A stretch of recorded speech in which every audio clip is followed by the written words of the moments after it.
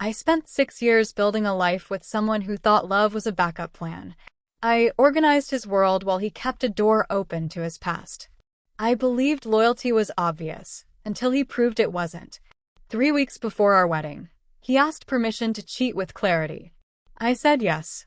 He thought I was understanding. I was gathering evidence. My name is Rachel. I'm 32, a project manager for a tech consulting firm in Austin, and I've always been the person who fixes things. Broken timelines, impossible budgets, team conflicts. I solve problems for a living. For 6 years, I applied that same energy to my relationship with Daniel. He was 34, a graphic designer with the kind of creative chaos that I found charming at first. He'd lose his keys, forget appointments, miss deadlines. I'd find them, remind him, cover for him. I thought I was being supportive. I didn't realize I was becoming his mother. We met at a mutual friend's art show. He was funny, talented, a little lost in a way that made me want to help. Within a year, we'd moved in together. Within 3, he proposed, sort of. It was during a Netflix binge. No ring, just a "we should probably get married, right?" I said yes because I'd already invested so much. That should have been my first red flag. The engagement lasted 3 years.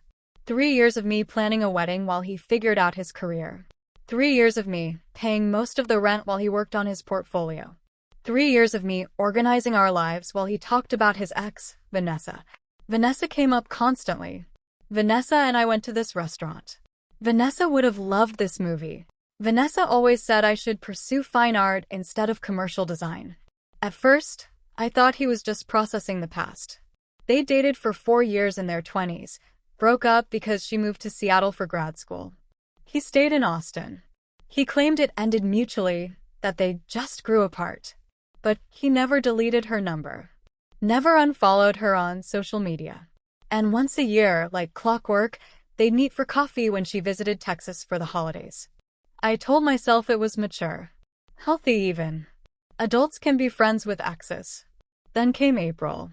Our wedding was set for June 12th, invitations were out. Venue was booked. Dress was altered.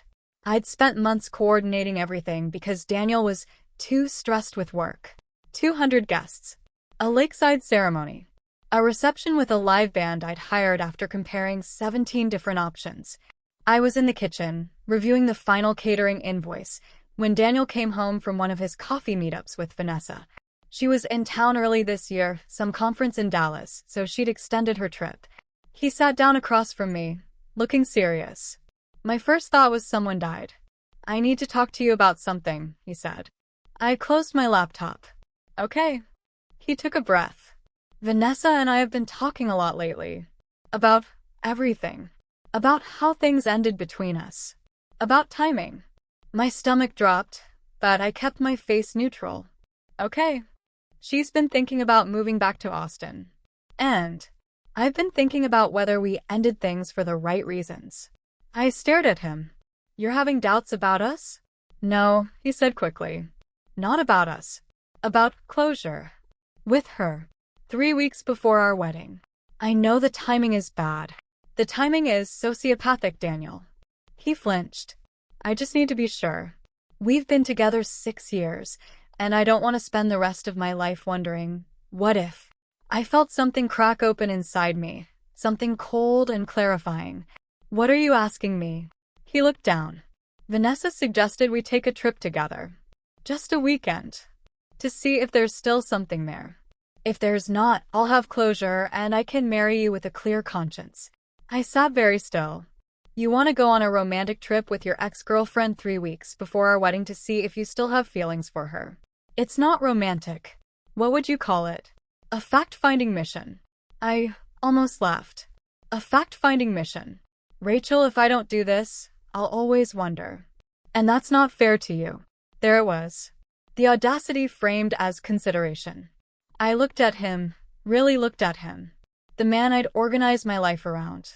The man I'd supported, subsidized, scheduled for. The man who thought love was a multiple-choice test and he deserved to check every answer before committing. "How long?" I asked. "What? How long is this trip?" 4 days. We leave Thursday, come back Sunday." "Where?" She suggested Santa Fe. Somewhere neutral. I nodded slowly. And if you come back and decide you want her instead? He had the decency to look uncomfortable. Then we'd call off the wedding. And if you come back and decide you want me? Then we get married and I never have to wonder again. I stood up, walked to the sink, poured myself a glass of water, drank it slowly while my mind raced. Every instinct screamed at me to throw him out, to call off the wedding, to burn his clothes in the front yard. But a quieter, colder voice whispered, Asterisk, let him go. Let him show you exactly who he is. And then make sure everyone else sees it too, asterisk. I turned around. Okay. He blinked. Okay. Go on your trip. You're serious? Completely. You're right, you need closure. Take your trip. Figure out what you want. Relief flooded his face, and that told me everything. He'd expected a fight. He'd been prepared to argue, to defend, to wear me down. My calm agreement disarmed him completely. Thank you, he said, standing up, reaching for me. Thank you for understanding. I stepped back. Don't. Rachel, you're welcome to go. But don't touch me. And don't sleep in our bed until you've made your decision. His face fell. Where am I supposed to sleep? The couch. A hotel.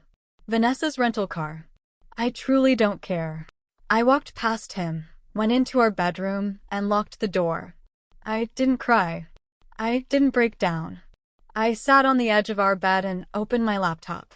First, I texted my best friend Maya, asterisk emergency. Need you tomorrow morning. We'll explain everything, asterisk. Then I did what I do best. I made a plan. Daniel left for Santa Fe that Thursday. I helped him pack, which seemed to confuse him. I asked what kind of weather to expect, suggested he bring his nice jacket, even printed out his boarding pass when he couldn't find the email. I was so helpful, so understanding, that I could see the guilt starting to creep into his expression. Are you sure you're okay with this? He asked at the door, suitcase in hand. I'm sure you need to do what you need to do, I said. Not a lie. Not forgiveness. Just truth. He kissed my cheek. I let him. The moment his Uber pulled away, I called Maya. She arrived 20 minutes later with wine, tissues, and the kind of righteous anger only a best friend can provide. I'm going to kill him, she said, pacing my living room. I'm going to actually kill him. We'll make it look like an accident. I know people. I need you to help me with something else, I said. She stopped. Looked at me. You're too calm. I'm furious. But I'm not stupid. I told her my plan. Her eyes got wider with every detail. You're diabolical, she whispered when I finished. I'm thorough. We spent Thursday night executing phase 1. I went through every shared account, every piece of documentation, everything with both our names on it. I took screenshots of our joint bank statements showing the financial imbalance.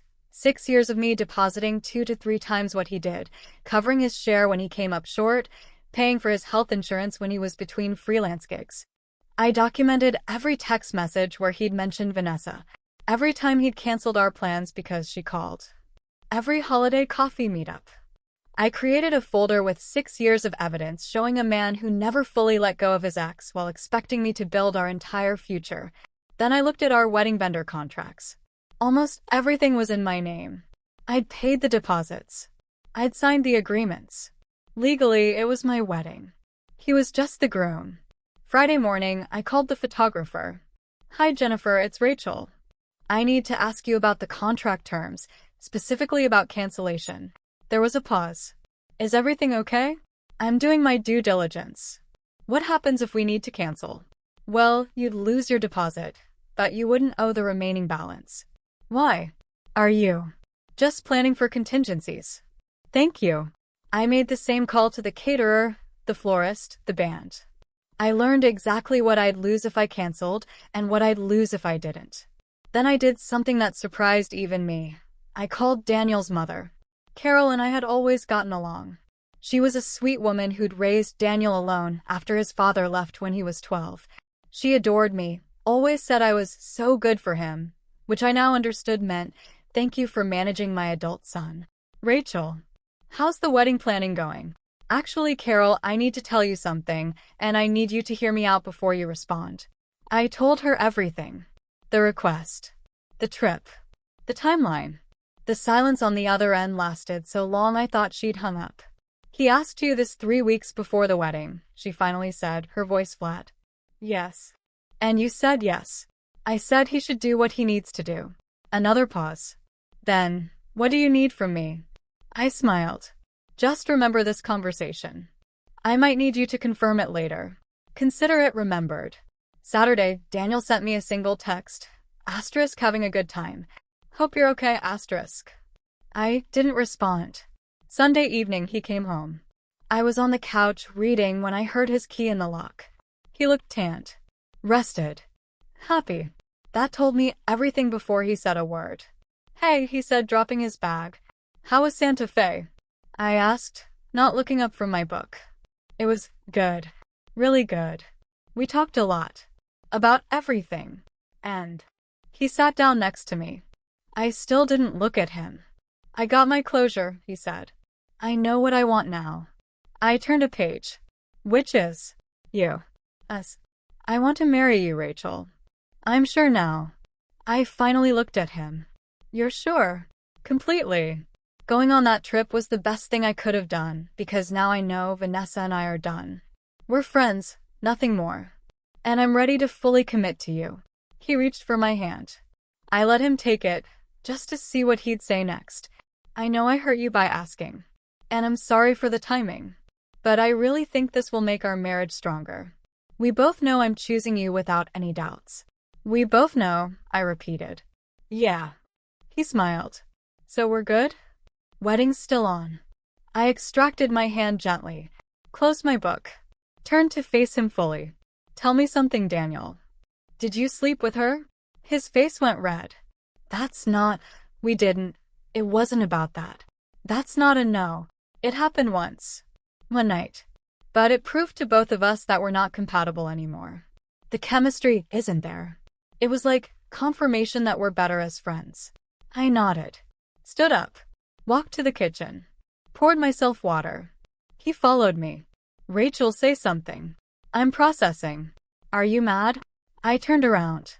"You went on a 4-day romantic trip with your ex-girlfriend 3 weeks before our wedding, slept with her to test your feelings, decided I'm the better option, and came home expecting me to be grateful that you chose me. Am I summarizing that correctly?" He shifted uncomfortably. "When you put it like that. How else should I put it? It wasn't romantic. And I didn't plan for anything to happen. It just did. And it gave me clarity." "Clarity?" "Yes." I set down my glass. "Okay." He blinked. "Okay." "The wedding is in 2 weeks. We have 200 guests coming. Thousands of dollars invested. You want to get married, we'll get married." Relief washed over his face again. "Thank you." "Good, thank you. I know I don't deserve." "You don't. But I'm a woman of my word." I said, "For better or worse." "I guess this is the worse." He tried to hug me. I stepped aside.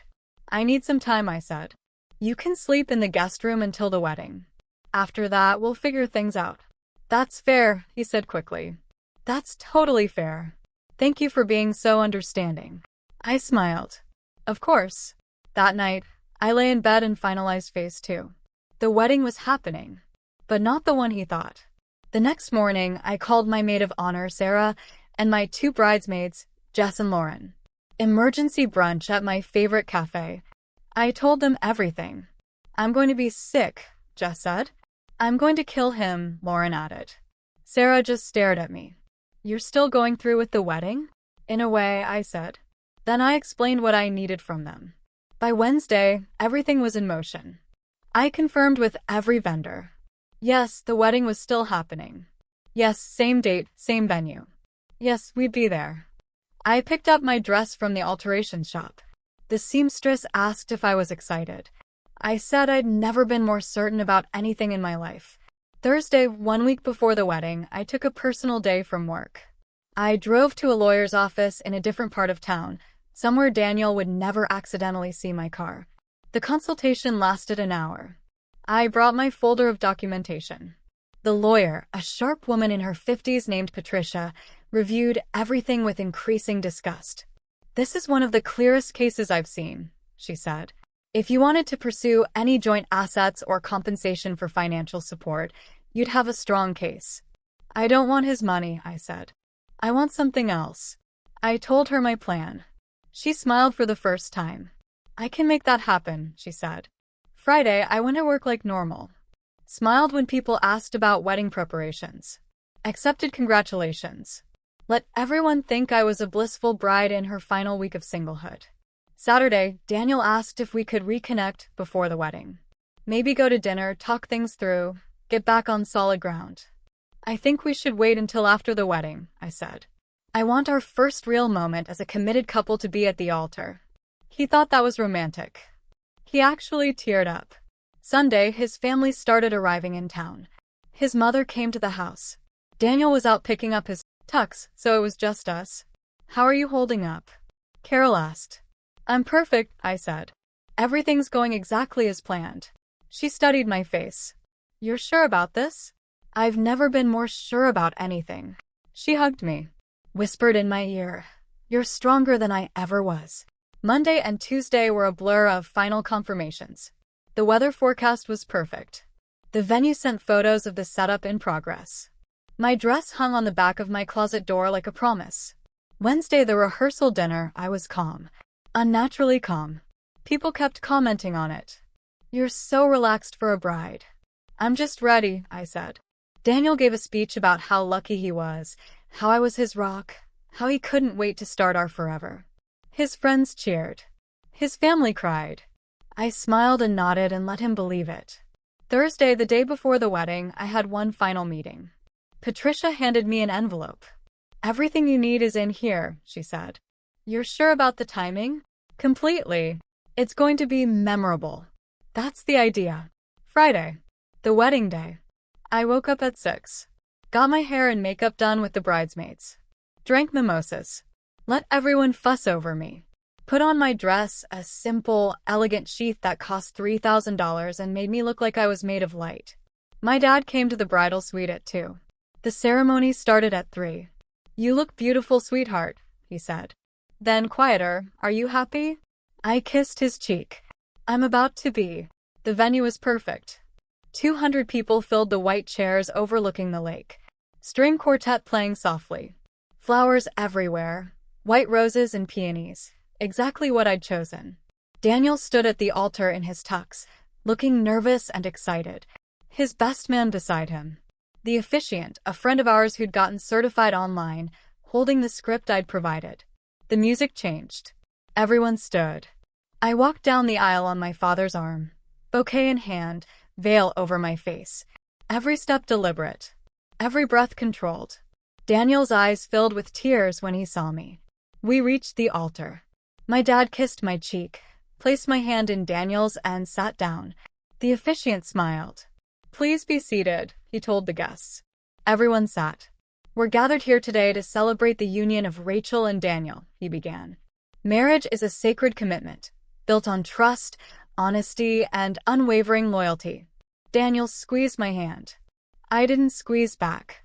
The officiant continued with the standard opening, then paused. Before we proceed with the vows, Rachel has requested a moment to speak. Confusion flickered across Daniel's face. I turned to face the crowd, lifting my veil. Thank you all for coming, I said, my voice clear and steady. I know you traveled from all over to be here. I'm grateful for that.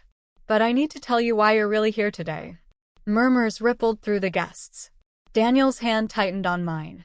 3 weeks ago, Daniel asked me for permission to take a romantic trip with his ex-girlfriend to see if he still had feelings for her before committing to our marriage. Gasps. Actual gasps. I said yes, because I wanted him to be sure. And he went. And he slept with her. Daniel's face went white. Rachel. I pulled my hand away. He came home and told me he'd gotten his closure, that he was ready to fully commit to me now, that our marriage would be stronger because he'd eliminated all doubt. People were standing now. His mother had her hand over her mouth. My parents looked stunned but not surprised. I told them yesterday. I realized something during those 3 weeks, I continued. I'd spent 6 years managing Daniel's life, paying his bills when he came up short, organizing his career, his schedule, his existence. being his therapist for his unresolved feelings about Vanessa. I'd been so busy being useful that I forgot to ask if I was valued. My voice didn't shake. Not once. The answer is no. I'm not valued. I'm convenient. I'm the safe choice after he confirmed his exciting choice wasn't available. I turned to Daniel. He looked like he might throw up. So no, Daniel, I will not marry you. Not today. Not ever. I dropped my bouquet at his feet. But I did want all of you here as witnesses. Because I need you to know what kind of man he is. The kind who keeps his ex-girlfriend on standby for 6 years. The kind who treats his fiancé like a backup plan. The kind who thinks love is a science experiment where you test all variables before committing. I looked out at the crowd. There won't be a wedding today, but there will be a reception. The food is paid for. The bar is open. The band is ready. So please stay, eat, drink. Celebrate the fact that I'm free. I turned back to Daniel one last time. You can keep the ring. Consider it payment for 6 years of clarity.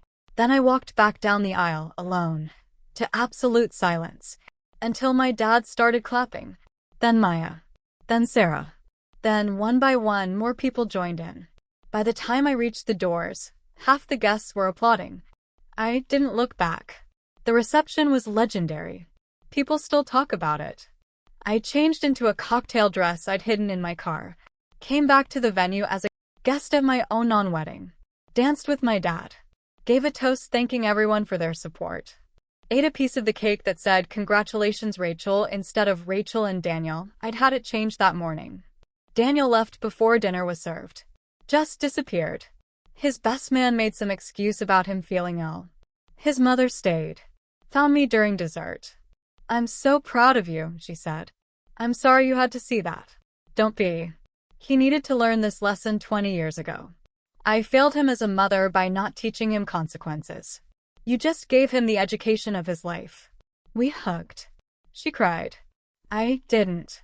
Maya got spectacularly drunk and gave an impromptu speech about how women should never settle for men who treat them like participation trophies. She got a standing ovation. By midnight, the party was still going. I slipped out quietly, drove home, and found the house empty. Daniel had already cleared out his things. On the kitchen counter, his key and a note. I'm sorry. I know that doesn't mean anything now. You deserved better. I hope you find it asterisk. I threw the note away. Kept the key as a reminder. That was 8 months ago. I sold the house. Moved to a high-rise downtown with a view of the lake. Got a promotion at work. Turns out when you're not managing someone else's life, you have a lot more energy for your own. Maya and I took the honeymoon trip I'd planned. 2 weeks in Italy. We ate our weight in pasta and didn't talk about Daniel once. I heard through mutual friends that he and Vanessa tried to make it work. Lasted 3 months before she moved back to Seattle. Apparently the closure they needed was discovering they were still incompatible, just now without me as the safety net. He texted me once around month 4, I understand if you hate me. I just want you to know I'm in therapy. Trying to figure out why I did what I did, I didn't respond. There was nothing to say. Last month, I ran into him at a coffee shop. Pure accident. He looked smaller somehow. Tired. Rachel, he said. Hi. Daniel. Awkward silence. You look good, he tried. I know. I really am sorry. For everything. I studied him. Felt nothing but vague pity. I know you are, I said. But sorry doesn't mean I forgive you. It just means you finally understand what you lost. I left him standing there. People ask me sometimes if I regret the way I handled it. The public humiliation. The spectacle. I don't. Because it wasn't about humiliation. It was about truth. For 6 years, I'd let Daniel control the narrative. Let him decide when he was ready, when he had closure, when he could commit. I'd organized my entire life around his uncertainty. That wedding wasn't revenge. It was reclamation. I reclaimed my time, my money, my dignity, my future. And I made sure 200 people witnessed the exact moment I stopped being his backup plan and became my own first choice. Some people think I should have just called it off privately. Cancelled quietly. Avoided the drama. But those people don't understand. The drama was the point. Because Daniel needed to see, really see, that actions have consequences. That you can't treat people like options and expect them to wait around for you to decide they're valuable. And everyone else needed to see it too. Every person in that room who might have made excuses for him. Who might have said cold feet happen or everyone has doubts. They needed to know exactly what he did and exactly what it cost him. I'm 33 now. Single. Thriving. I went on a date last week. A software engineer named Marcus who asked me about my work first and actually listened to the answer. Who didn't mention his ex once. Who paid for dinner without making it a thing. At the end of the night, he said, "I'd like to see you again. If you're interested." "I'm interested," I said. And I was. Not because I need someone, but because I want someone. There's a difference. I learned that difference on a lake shore in front of 200 people, in a wedding dress that cost $3,000, holding a bouquet I'd drop at the feet of a man who thought I'd always be there. I learned that love without self-respect is just servitude. I learned that forgiveness without accountability is just permission to be hurt again. I learned that sometimes the best revenge isn't making someone suffer, it's making them watch you choose yourself. Daniel thought the worst thing I could do was leave him. He was wrong. The worst thing I could do was let him see exactly who I become without him. And then close the door.